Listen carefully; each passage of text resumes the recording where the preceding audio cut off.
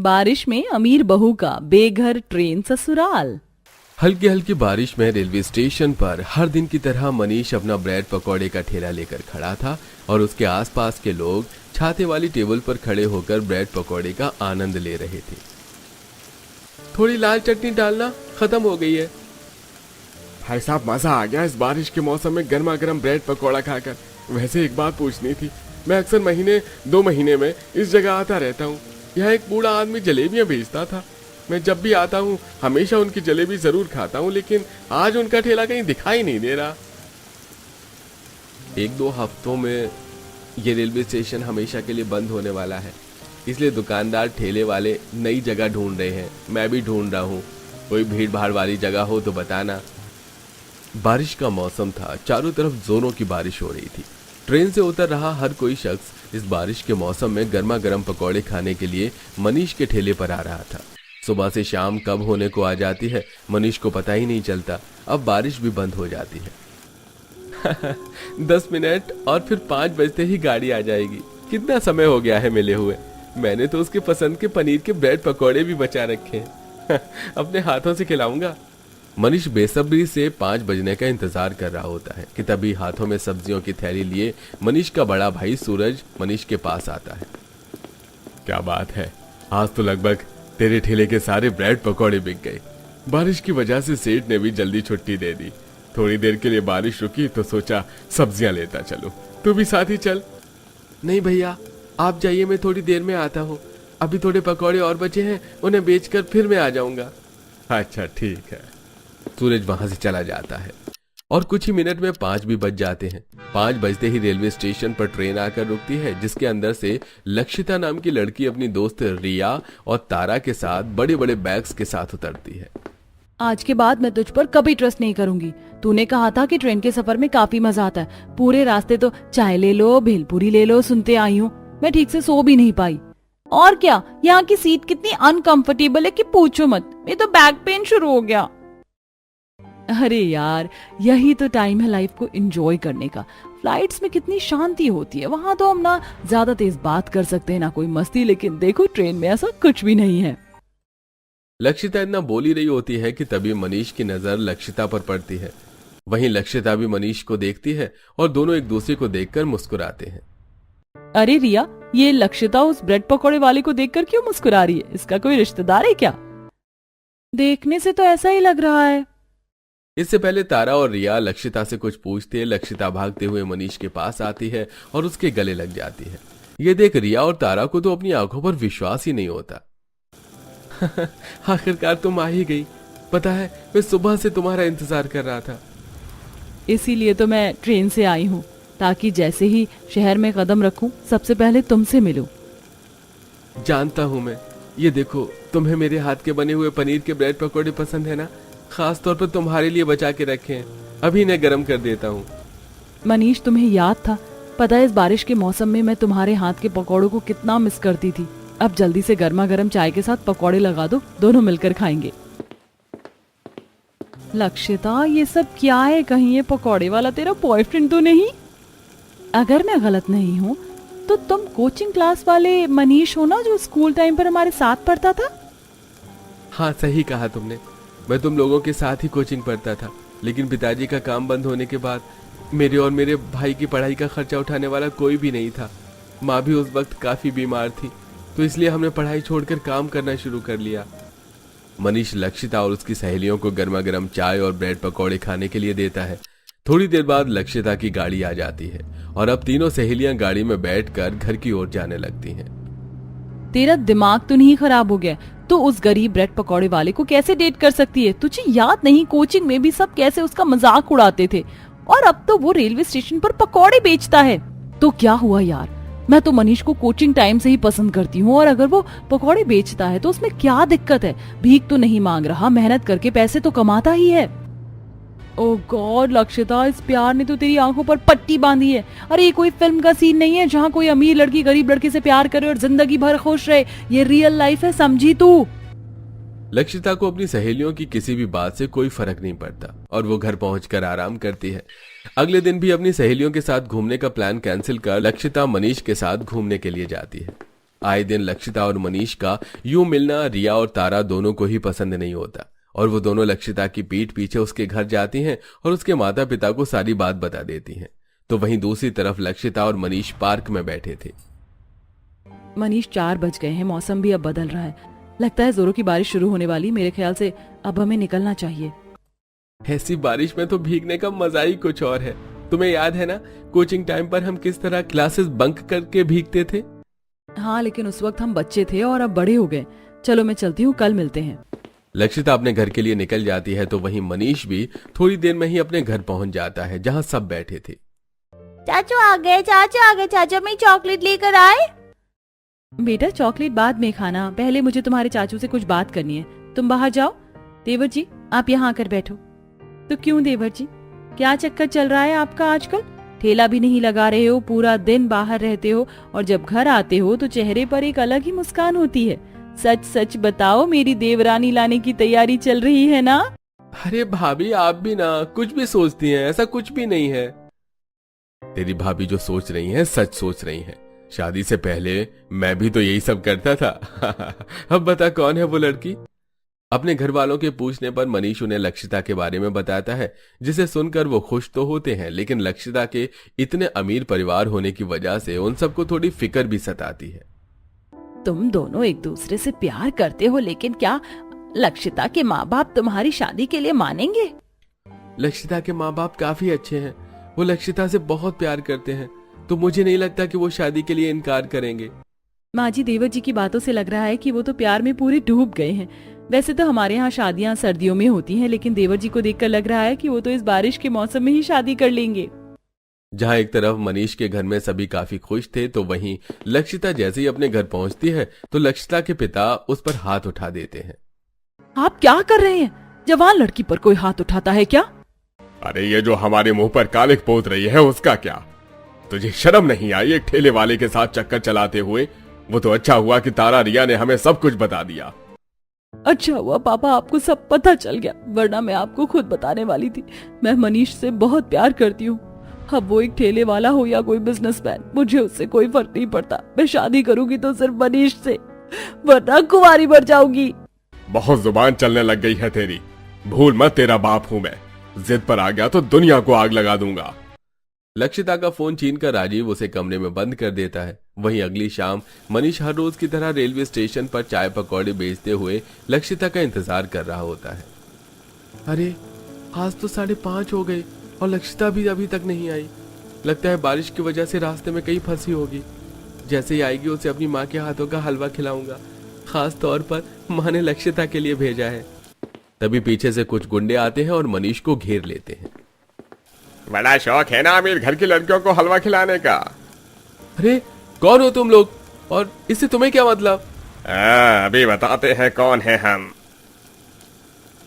राजीव मनीष को मारने के लिए कुछ गुंडे भेजता है। वो सभी गुंडे मिलकर मनीष का ठेला और सामान तोड़ देते हैं और उसके बाद मनीष की काफी पिटाई करते हैं। थोड़ी देर में वहां पुलिस आ जाती है, जिसे देखकर वो गुंडे भाग जाते हैं।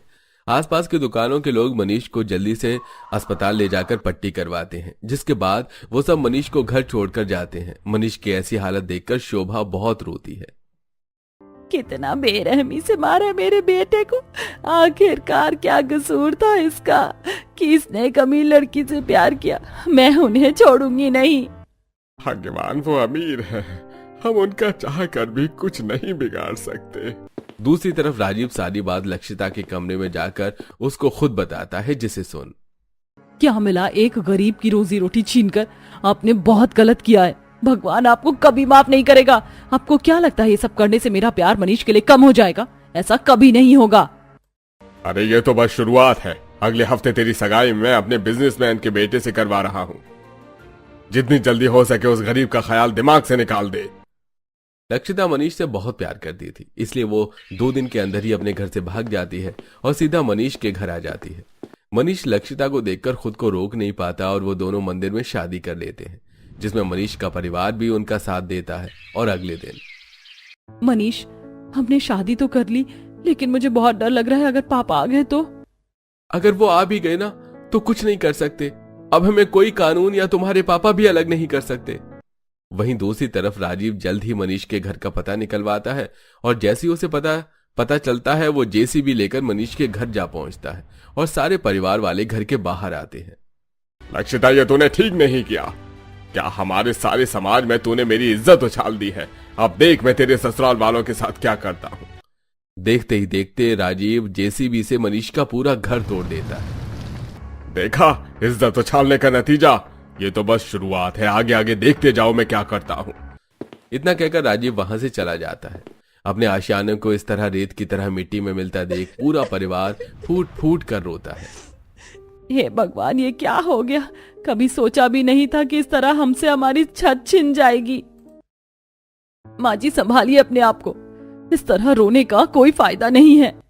जैसे तैसे कर सभी एक दूसरे को संभालते हैं और उस मलबे के अंदर से बचा हुआ सामान निकाल कर वहां से चले जाते हैं। थोड़ी देर में बारिश शुरू हो जाती है। राधिका पेट से थी। राधिका को लेकर बारिश से बचने के लिए पूरा परिवार मंदिर में जाकर बैठ जाता है। मनीष, मुझे माफ कर दो। मैं नहीं जानती थी कि पापा इतनी नीच हरकत करेंगे, वरना मैं यहाँ कभी नहीं आती। अगर तुम यहाँ नहीं आती तो कहाँ जाती। जो हुआ उसे भूल जाओ, मैं हूं ना, सब ठीक कर दूंगा। लेकिन हम जाएंगे कहाँ? मुझे साक्षी बता रही थी कि घर में जो भी पैसे थे वो सब तुम्हारी दवाई में खर्च हो गए। तुम्हारा तो यहाँ कोई रिश्तेदार भी नहीं है क्या? कोई ऐसी जगह नहीं है जहाँ हम सब सुरक्षित रह सके और मेरे पापा हम तक ना पहुँचे?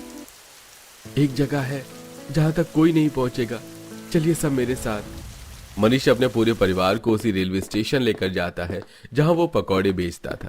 2 दिन पहले सरकार ने उस रेलवे स्टेशन को बंद कर दिया था, जिससे वहां लोगों का आना जाना भी बंद हो गया था। रेलवे ट्रैक पर कई सारी ट्रेन खड़ी थी जिन्हें देख यहाँ पर काफी सारी ट्रेन हैं। इस बारिश के मौसम में सिर छुपाने के लिए इससे बेहतर और कोई जगह नहीं है। पूरा परिवार उन ट्रेन के पास जाता है और उसके दरवाजा को खोलने की कोशिश करता है, लेकिन कोई भी दरवाजा नहीं खुलता। मनीष, जरा देख, दरवाजा नहीं खुल रहा है। भैया जी, इस ट्रेन का भी दरवाजा नहीं खुल रहा है।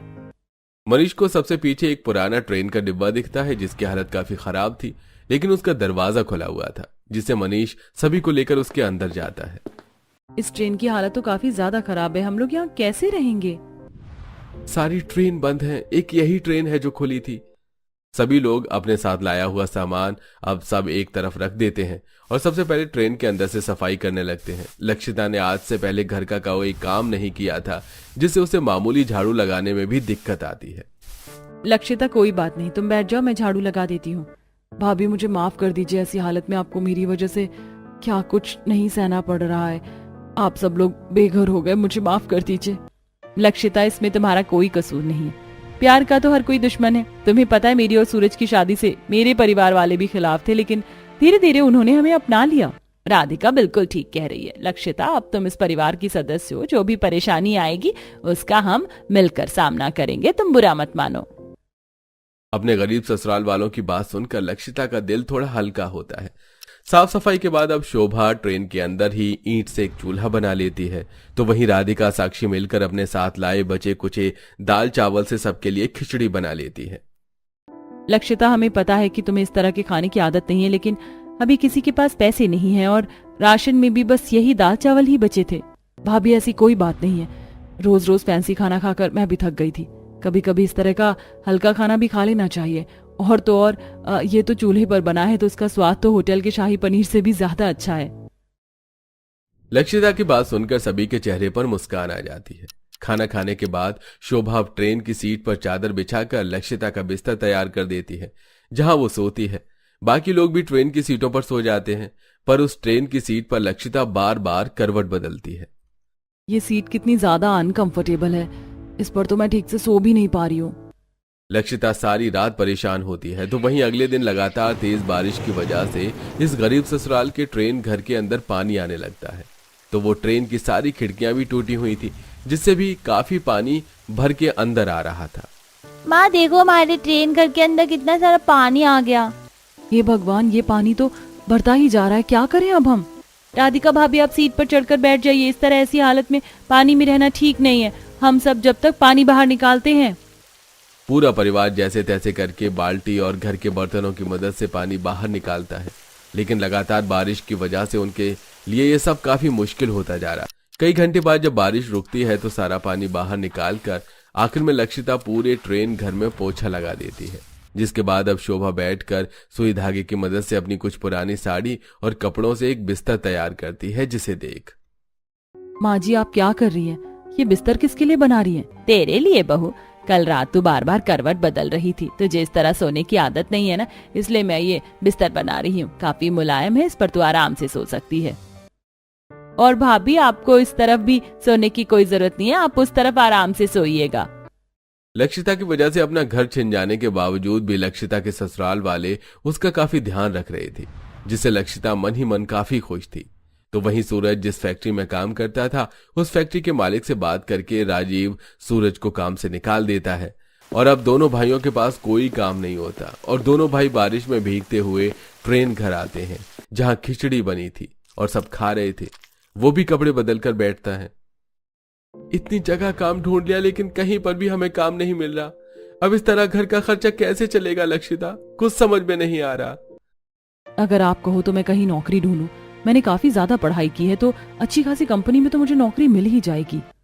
सब खाना खाते हैं और अगले दिन लक्षिता कुछ कंपनी में इंटरव्यू देने के लिए जाती है। लक्षिता के पास नॉलेज तो काफी थी, लेकिन डिग्री न होने की वजह से लक्षिता को किसी भी अच्छी कंपनी में नौकरी नहीं मिलती।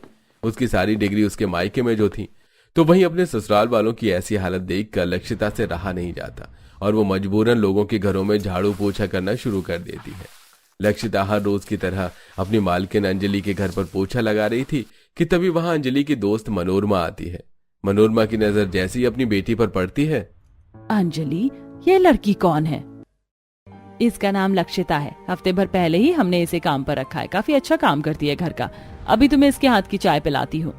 लक्षिता अपनी माँ को देखकर काफी हैरान होती है, लेकिन वो कोई भी रिएक्ट नहीं करती और अपना सारा काम खत्म कर मालकिन से पैसे लेकर राशन की दुकान से सामान लेने के लिए जाती है। सामान लेकर लक्षिता घर जा रही होती है कि तभी बारिश शुरू हो जाती है। भगवान, जिंदगी में और कितने दुख देखना बाकी रह गए हमारे। लक्षिता बारिश में भीगती हुई जैसे तैसे करके अपनी ट्रेन ससुराल पहुंचती है। वहीं लक्षिता का पीछा करते हुए उसकी माँ भी आती है और सब देखते हैं और घर जाकर सोफे पर बैठकर काम कर रहे राजीव पर काफी गुस्सा करते हैं। छोटी सी गलती पर आपने मेरी बेटी की जिंदगी बर्बाद कर दी। पता है वो कहाँ रह रही है, क्या करती है? वो मरे या जिए, मुझे उससे कोई मतलब नहीं है। राजीव गुस्से में अपने कमरे में चला जाता है और अपनी बेटी की तस्वीर देखते हुए रोने लगता है। वहीं रोज रोज बारिश में आने जाने की वजह से लक्षिता की तबीयत काफी खराब हो जाती है। आज भी लक्षिता जब काम से अपनी ट्रेन ससुराल लौट रही होती है कि तभी ट्रेन के पास ही वो बेहोश हो जाती है। लक्षिता को देखकर उसके ससुराल वाले बाहर आते हैं। अरे लक्षिता को क्या हो गया भैया? कहीं से रिक्शा लेकर आइए। इस बारिश में तो काफी ज्यादा मुश्किल है।